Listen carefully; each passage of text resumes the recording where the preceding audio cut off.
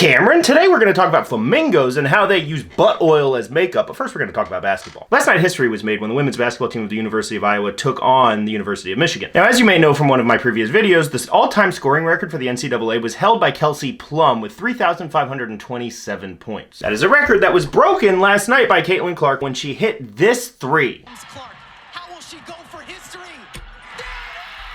She hit an effing logo three-pointer. A three-pointer from the logo in the middle of the court to break the scoring record. Absolutely electric. But here's the thing. When she broke that record, she not only broke the record, she broke it like 3 minutes into the game. She needed 8 points. She got those 8 points. She ended the game with 49 points. So not only did she beat the all-time NCAA women's basketball scoring record, she also beat the all-time single game scoring record for the University of Iowa Hawkeyes women's basketball team. She is now 98 points behind Pete Maravich's all-time scoring record for the NCAA, period. Men's and women's. She's probably going to get that in the next 3 games if we're being very honest. So history is being made, and I still hold my hope that she enters the WNBA draft and comes to the beautiful city of Indianapolis, Indiana, which is hosting the NBA All-Star Game this weekend. And during those festivities, there's going to be a 3-point contest between Steph Curry, one of like the best 3-point shooters in the NBA, and Sabrina Ionescu, who drained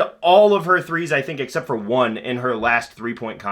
So they're going to be going head-to-head during the NBA All-Star this weekend here in beautiful Indianapolis, Indiana, home of the Indiana Pacers and the Indiana Fever, who should be drafting Caitlin Clark, #1 overall, should she enter the draft, which, please, I hope she does. Now, as promised, flamingos. Flamingos are awesome birds. As you know, they're pink, but we want to talk today about their uropygial glands. Now, a uropygial gland is also known as a preen gland. I'm going to call it uropygial because it's the official scientific name, and it's more fun to say. Anyway, there's a bunch of different birds that have uropygial glands. It's not just flamingos. It's like a bunch of the parrot, finches, waterfowl, the flamingos, obviously, and lots of others. So what is the uropygial gland? So it is like an oil gland that's located back by the tail feathers, by the butt. And it produces oil that birds will go back with their beak. They'll get some of this oil from this butt oil gland. They will then rub that oil on their feathers as they're cleaning themselves. So as fun as that sounds, because I don't know who hasn't woken up and been like, I feel like cleaning myself. What should I do? I should take this butt oil and rub it all over. Let's talk about why this is special for flamingos specifically, if so many other birds do this as well. And for that, we first want to talk about why flamingos are pink. As you may or may not know, flamingos are not born pink. They are born gray, and their feathers are naturally like grayish white, but they have these pink feathers. So why is that? It's because of the food that they eat. Flamingos eat food that are very high in carotenoids. Carotenoids are basically like a family of pigments that result in reds, yellows, and oranges. It's why carrots are orange, and it's why red and yellow bell peppers are the colors they are. Algae also produces a lot of carotenoids, and animals that eat high carotenoid foods can also be colored. So like that's why the flesh of salmon is orange, and why shrimp are the color they are, and all of that, right? These animals consume a lot of carotenoids, and then the plants that have these colors are high in carotenoids themselves, actually producing it. So in the case of the flamingos eat a lot of algae and shrimp, which are both very high in carotenoids, and then they basically have those carotenoids go to their feathers, and that's why their feathers are pink. But you see, there is a problem with this, and you'll notice this sometimes during like the non-breeding season. Flamingos will start to look a little bit duller, and that's because the sun has a natural bleaching effect on pigments. If you are outside all the time and you've got darker hair, sometimes your hair will become lighter because of bleaching from the sun. And the same thing happens with flamingos. They're out in the sun for a while, their feathers get bleached, and they become more of like a blush, or just start going all the way towards white instead of having that pink color. And it's all fine and dandy if you want to look kind of bummy while you're just sitting at home on your couch eating nachos and watching television. But if you're going out and trying to find a date, you want to look your best. And flamingos are no different, because during breeding season especially, they use the preening gland or the uropygial gland